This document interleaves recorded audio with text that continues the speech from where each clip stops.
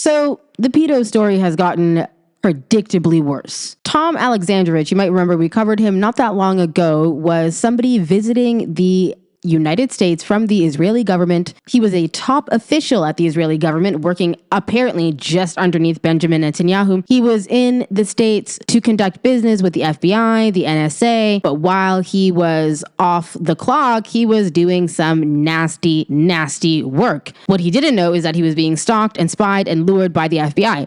They pretended to be some 15-year-old girl who wanted to engage in inappropriate relations with an old man, and he fell for the bait, talking about, I'm going to take you to Cirque du Soleil and we're going to party and blah, blah, blah. Nasty, nasty mofo.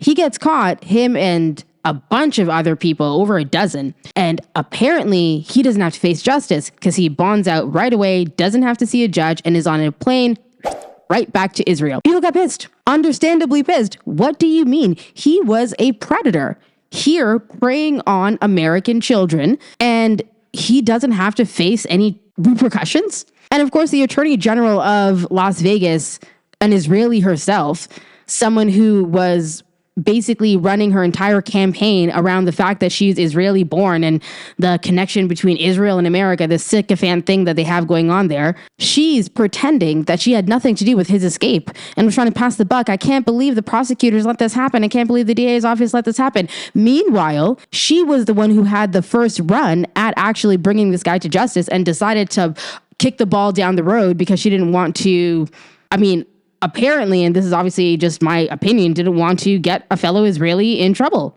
There is a pattern which a lot of people are coming to know of this kind of thing happening, where Israeli citizens who are in America and commit these type of crimes against children can run away to Israel and not face extradition.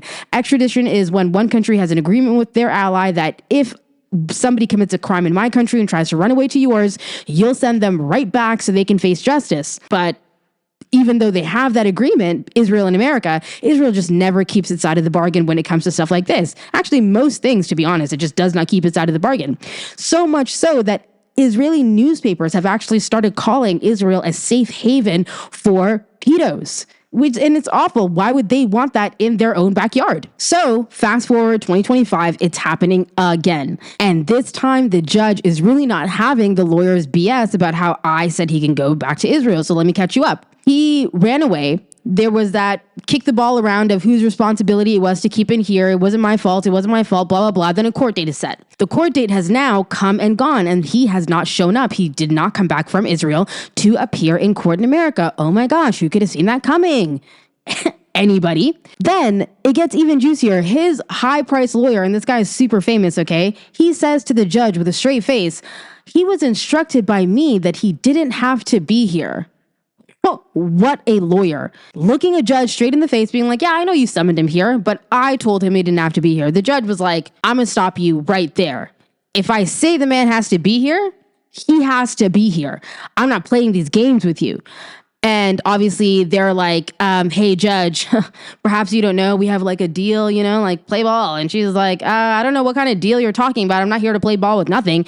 Tell that motherfucker he has to appear. So apparently now they're going to make him appear by Zoom. So he's not actually going to leave Israel to come back to America to stand trial or anything. And this is just so predictable. They've done this over and over and over again. But you would think that now, while there's this rise in anti-Semitism, while there's all this talk about, one group of people kind of control the world, that you wouldn't do something like this so openly, so brazenly. This is one of the worst crimes that you can commit against another individual, in my opinion. Crimes against children. The worst of the worst kind of crimes that you can commit against another individual. And for that person to be able to run away to Israel, who is in the middle of a bunch of controversy right now, to put it mildly, in America, who is despised the world over for the genocide that they are committing, and is giving rise to old anti-Semitic tropes about how a certain group of people run the world. This, in my opinion, is a terrible, terrible look. And honestly, why would Israelis themselves even want this? Just because somebody is escaping justice in one country doesn't mean they're going to stop their disgusting perversions in your country. Your kids are not safe when this happens. when you're inviting these people back and kind of letting them feel like they're untouchable, that they did the thing that they wanted to do and, no consequences to be faced.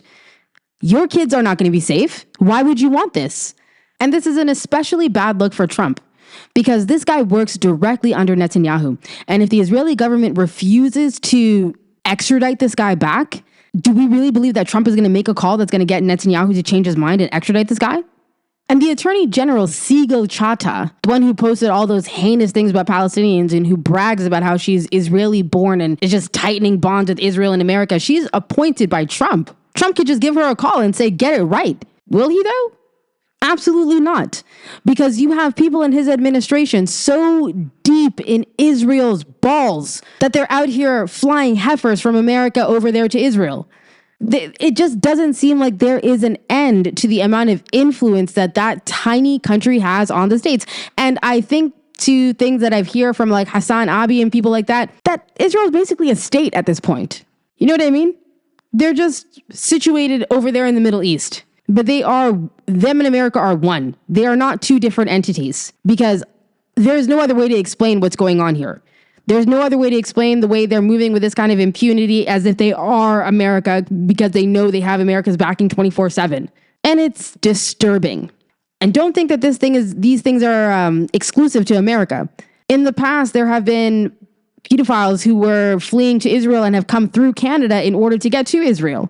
One such thing happened in New York. I'll pin an article in the description below. You can read about it yourself. Anyhow, we're going to wrap up the video here. If anything new comes of it, I will let you know. But I'm just going to give you guys a spoiler right now. He's not coming back to the States. He's staying in Israel. He's never, ever going to see justice. He is never going to step foot on American soil.